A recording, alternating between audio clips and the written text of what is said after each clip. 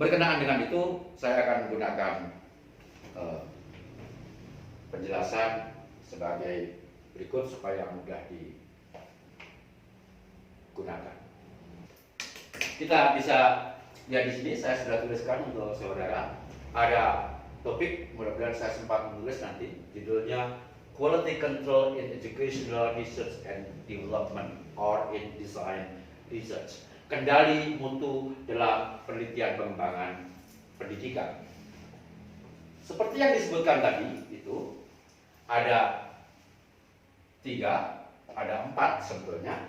4 kriteria apakah sebuah penelitian pengembangan itu berkualitas tinggi atau tidak, apakah sebuah intervensi atau produk itu berkualitas tinggi atau tidak. Yang pertama adalah kriteria validitas atau kesahihan, terdiri atas 2 sub, yaitu validitas konstruk dan validitas konten. Pada validitas konstruk harus dijamin bahwa rancangan yang dibuat, produk yang dibuat, intervensi yang dibuat itu memenuhi prinsip-prinsip konsistensi atau memiliki logical design.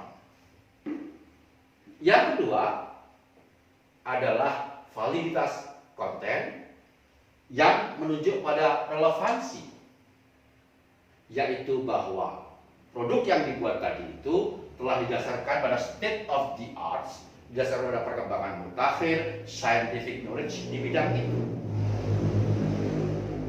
Dari siapa ini data dikumpulkan? Tampak di sini.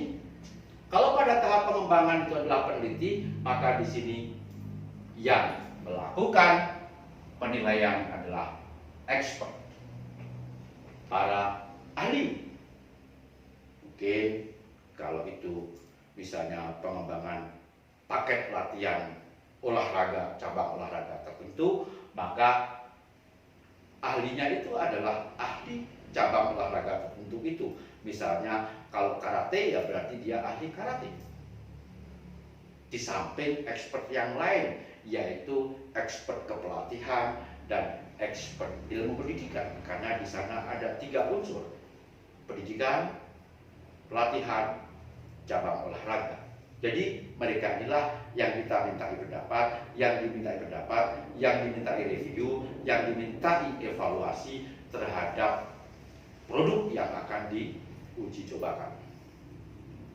Hasil dari penilaian ahli itu akan, setelah dianalisis, akan menghasilkan kesimpulan apakah produk tadi itu layak diuji cobakan atau belum layak untuk diuji cobakan, sehingga perlu direvisi terlebih dulu, bergantung kepada hasil penilaian expert. 1 dan 2 sudah. Yang ketiga adalah practicality atau kepraktisan. Tadi sudah saya sebut bahwa ini mencakup 3.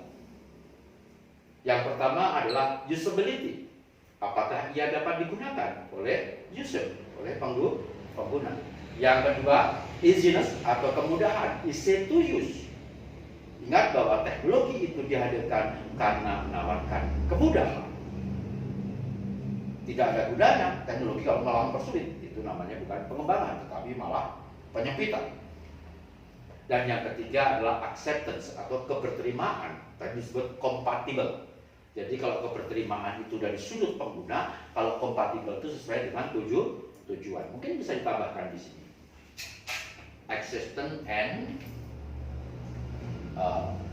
compatibility. Nah, kalau kompatibel itu artinya dapat digunakan sesuai dengan tujuan dari pengembang.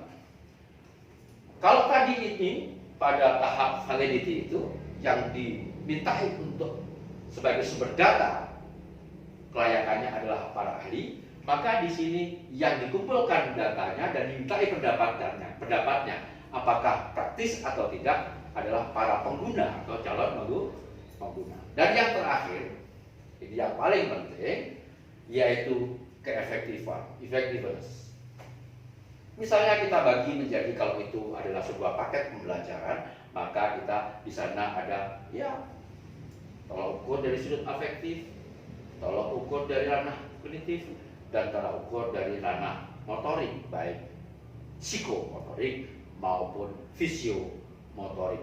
Tentu saja sumber datanya adalah hasil evaluasi terhadap pre and post di kalangan peserta didik yang diajar oleh para pengguna yang melakukan uji coba terhadap produk yang dikembangkan. Itulah quality control in educational research and development.